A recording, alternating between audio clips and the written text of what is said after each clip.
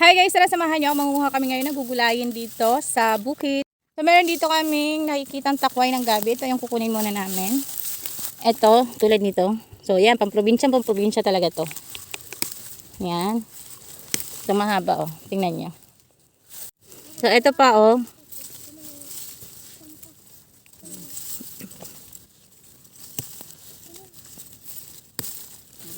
Yan. Ito ay sa gabi ha. Tapos ganito pa. Kukunin natin to. Ito yung nakuha ko. Madami-dami na rin to. Tapos manguha rin kami ng pako. Pako yung dito sa amin. Ayun, meron din ako nakita ditong daliri.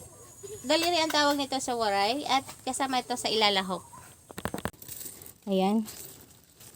Ayan siya. So ito siya, bulaklak ng daliri to. Meron dito ang libas. Ayan, kukuha din kami. Ito yung libas.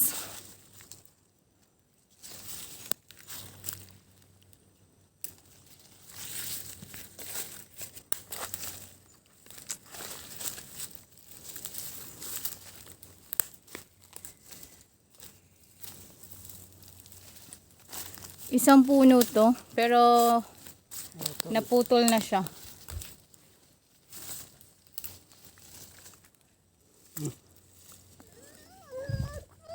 Ayan yung mga kinuha kong gulay. Ilagay mo na lahat kay Jason.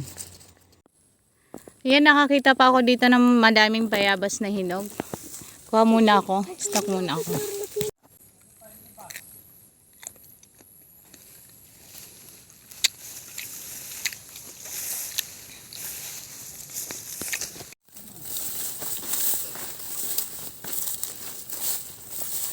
Ito na yung fresh na nakuha namin mga gulay. Ang tawag nito sa amin ay pag pinagsama-sama ay lawot-lawot. Ang luto pala na gagawin namin dito ay lalagyan namin ng gata. At syempre, ang partner dito ay tuyo.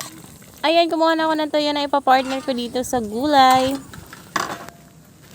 Hi guys, tara kain tayo. Ito na yung gulay. Ang tawag dito sa amin ay lawot-lawot. So ito, magkakasama to, iba't ibang gulay na pinagsama-sama. Tara kain. Ito tuyo. Pa-partner dito.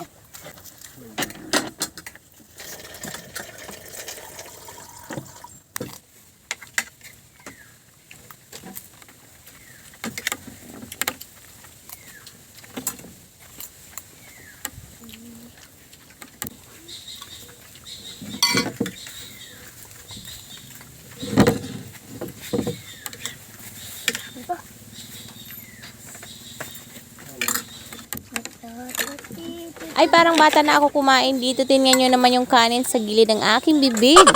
Ganyan talaga pag napapasarap kumain, hindi mo na napapansin na may mga kanin-kanin na pala sa labas.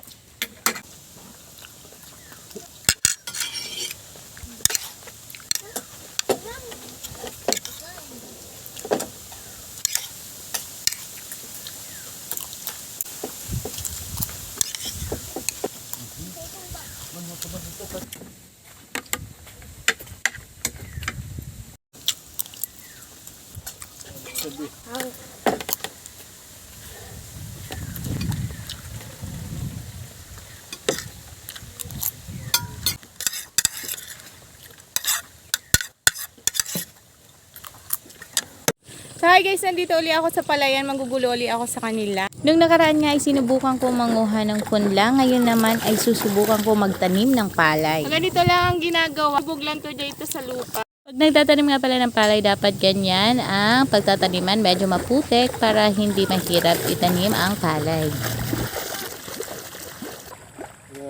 Ayan nga, nasa dulo na ako, malayo-layo na rin yung narating ko.